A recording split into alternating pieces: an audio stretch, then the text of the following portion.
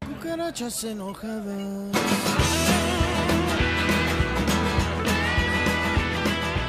Bottoms up!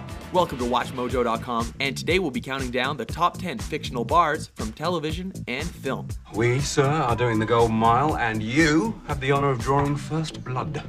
What do you recommend? Just to be clear, we're not focusing on restaurants, as that's a list for another day. We're also restricting our choice to those fine establishments that serve intoxicating adult beverages. Sorry, Star Trek fans, that means 10 forward, and its non-alcoholic synthahol is out. Oh, yes! I hate this! It is revolting! More? Please. Number 10, The Prancing Pony, Lord of the Rings, The Fellowship of the Ring.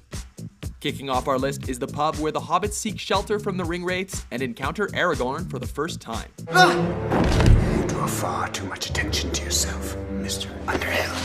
Located in Bree, it's the central hub of the town, located near stables and merchants. It's so well-traveled that there are even hobbit-sized rooms available for the Fellowship to rest. If you're seeking accommodation, we got some nice, cozy, hobbit-sized rooms available. Its diverse clientele make it dramatically different from the Green Dragon pub that serves the hobbit folk of Hobbiton and Bywater.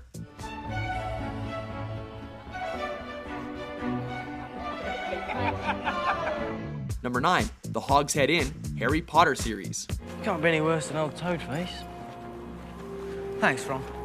Located in Hogsmeade, this is the bar in the Potter universe that patrons often use to lay low, including members of the Order of the Phoenix. Hi. So, you all know why we're here. We need a teacher, one who's had real experience defending themselves against the dark arts. This one features a boar's head on the sign, and a filthy decor that ranges from dirt-covered floors to grime-covered windows, and a lingering livestock smell. Sheesh, you'd think they'd have a spell to clean that up. Lovely spot. Thought it'd be safer somewhere off the beaten track. Number 8, Korova Milk Bar, A Clockwork Orange. The Korova Milk Bar sold Milk Plus Velocet, or Synthemesk, or Drencrum, which is what we were drinking. This would sharpen you up and make you ready for a bit of the old ultra-violence. Next up is the bar set in a dystopian future, as described in the Anthony Burgess novel of the same name. An unusual entry to say the least, this Russian bar serves drugged milk, as Korova actually means cow in Russian. A favorite hangout for Alex and his droogs, its bizarre, stylish interior design sets the mood for the strange sexual undertones that are present throughout the rest of the film. Pardon me, Luce.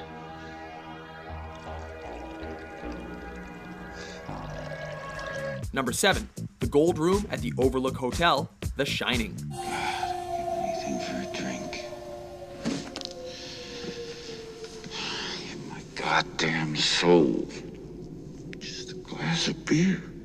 This Stephen King psychological horror uses this fine drinking establishment as the linchpin for Jack Nicholson's slipping sanity. Hi, Lloyd.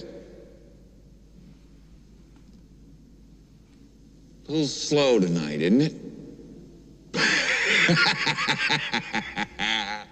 While the Overlook Hotel is supposed to be entirely empty, the Gold Room is often frequented by the malevolent but well-dressed spirits of its former staff and customers. Hey, they may try to convince you to kill your family, but they're still better than the guys that show up to watch pay-per-view UFC down at your local sports bar. Perhaps they need a good talking to, if you don't mind my saying so. Perhaps a bit more. Number 6, The Drunken Clam, Family Guy. The Drunken Clam? Why couldn't we go someplace fancy, like the Olive Garden? This is the favorite hangout of Peter Griffin and his pals Quagmire, Cleveland, and Joe. A place for the men to chew the fat and down bottles of Pawtucket Patriot beer. It's best recognized for its neon sign showcasing a clam downing a bottle of his own. What makes the Clam so special is that this is the place where many of the gang's misadventures and schemes are hatched and occur. I don't know, fellas. I think there's potential in this crowd. Hey, honey, why don't you turn around and show me the Lower East Side? Sure. Whoa, transvestite, back off. Wait a sec, pre-op or post-op? Pre-op. Whoa, transvestite, back off. Number 5, McLaren's Pub, How I Met Your Mother. I am so turned on right now. This is where the gang spends most of their free time. Inspired by a New York bar called McGee's, it's located under an apartment in which most of the gang have lived, making it a convenient place to meet up for a pint. Did Marshall give me the signal? No, I didn't, I swear. But see, at least tonight I get to sleep knowing Marshall and me never gonna happen. Despite the gang's love of McLaren's, overpriced drinks in New York did cause them to temporarily create a place of their own to drink. A bar where no one's overcharged, where everyone feels valued and respected. A bar where we get chicks drunk and bang them. We're opening puzzles tonight. Puzzles tonight. Number 4, the Winchester. Shaun of the Dead. Take calm, go to Mum's, kill Phil, grab Liz, go to the Winchester, have a nice cold pint, and wait for all this to blow over. When the zombie apocalypse hits, there's only one place that Shaun and his pal Ed can ever imagine holding out. Yes, it's the same place they spent most of their lives before the apocalypse hit as well. I'm not gonna say, there's plenty more fish in the sea. I'm not gonna say if you love her, let her go. And I'm not going to bombard you with cliches. But what I will say is this. It's not the end of the world. An English bar that served interesting clientele, if Ed is to be believed. It becomes the place the group makes their last stand, eventually using the very gun that gave the bar its name. In real life, its exteriors are the Duke of Albany pub in London. Oh, over there again, at 11:45. What? 11:45. Keep it simple. Number 3, Mos Eisley Cantina, Star Wars Episode 4, A New Hope.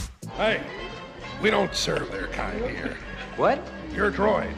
They'll have to wait outside. We don't want them here. Next up is the drinking establishment on Tatooine that comes with a heartfelt Jedi recommendation. You will never find the more wretched hive of scum and villainy. The drinking hotspot for alien freight pilots, pirates, and smugglers, it's a dangerous hangout where altercations can erupt with no warning.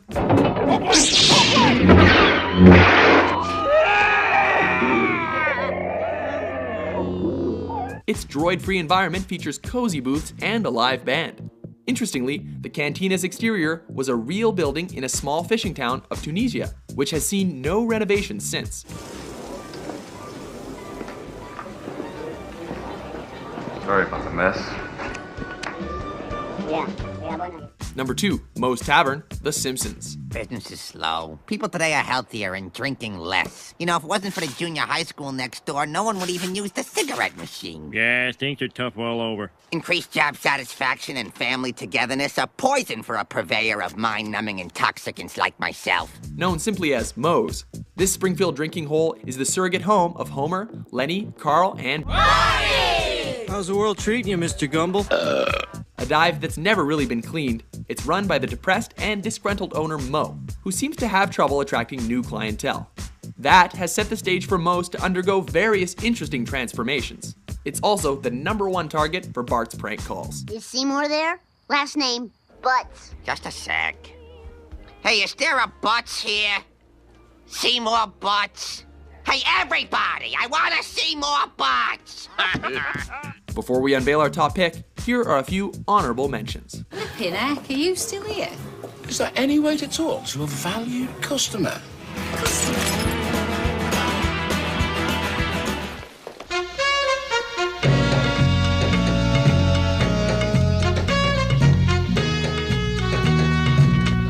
Walk a mile in your shoes because I can't handle your big tough life? I will. That sounds fine to me. I will do that. Oh my God, shut up. Get out of here.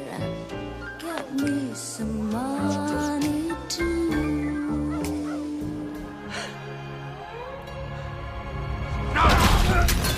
You've had enough. This is the world's end, man. I know. Number 1, Cheers, Cheers. Sometimes you wanna go where everybody knows your name. Taking the top spot is the place where everyone knows your name. Based on the real-life Bull and Finch pub, it became the home away from home for the sitcom's ensemble cast for 11 seasons. Are you happy with the money? Yes. Truly becoming the main character and heart of the show. Run by Ted Danson's former baseball player Sam, This Boston pub always felt like home to the viewers tuning in as well. It's an incredible story, actually. He dressed up as a woman, hid in a haystack, crawled on his belly under barbed wire, swam a couple of rivers, and stowed away on a tramp steamer just to get here. It's amazing. The next week, the rest of his team came over on the Concorde. Agree with our list? Which fictional bar would you like to visit? For more entertaining top 10s published every day, be sure to subscribe to WatchMojo.com. When I get my hands on you, I'm gonna pull out your eyeballs with a corkscrew.